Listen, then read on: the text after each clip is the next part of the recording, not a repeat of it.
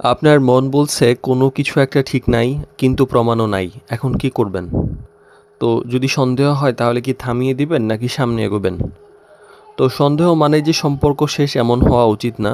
আবার সব সন্দেহ ইগনোর করাও বুদ্ধিমানের কাজ না। তো সবচেয়ে গুরুত্বপূর্ণ বোঝা হলো এইটা কি বাস্তব কোনো ওয়ার্নিং সাইন, নাকি ভয়, ওভার থিঙ্কিং, নাকি আপনার অতীত কোনো অভিজ্ঞতার প্রভাব। তাই তাড়াহুড়া করে সিদ্ধান্ত না নিয়ে শান্তভাবে অবজার্ভ করা এবং ক্লিয়ারিটি খোঁজা জরুরি। তো ম্যারেজ ক্যাবিডির বিবাহ বিষয়ক জটিল প্রশ্ন সহজ উত্তর সিরিজের ৩৯তম পর্বে আজকে আমরা কথা বলবো সন্দেহ হলে থামবেন নাকি এগোবেন। তো প্রথমে আসলে সন্দেহের সোর্সটা খোঁজা দরকার, যে সব অস্বস্তির কারণ তো এক হয় না।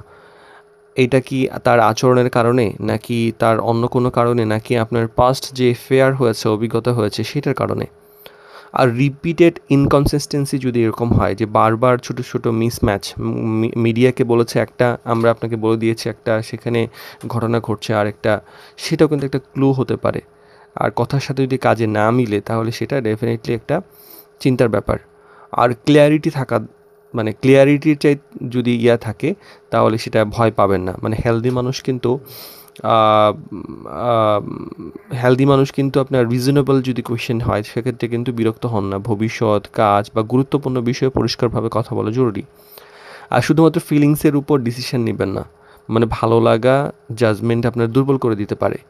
আমি ওকে হারাইতে চাই না, এইটা যদি আপনি ভয়ে থাকেন তাহলে আপনার রেড ফ্ল্যাগও ইগনোর হইতে পারে। তো সেক্ষেত্রে এটা চিন্তা করতে হবে। আবার পারফেকশনের অপেক্ষাতেও সব কিছু যে আটকে থাকা এটাও উচিত না। 100% একদম সার্টিনিটি সবসময় যে পাওয়া সম্ভব তা নয়। একটা রিয়েলিস্টিক লেভেলের ট্রাস্ট এবং আন্ডারস্ট্যান্ডিং গড়ে তুলতে যে সময়টা, ধৈর্যটা যেটুকু দরকার সেটা তৈরি করতে হবে।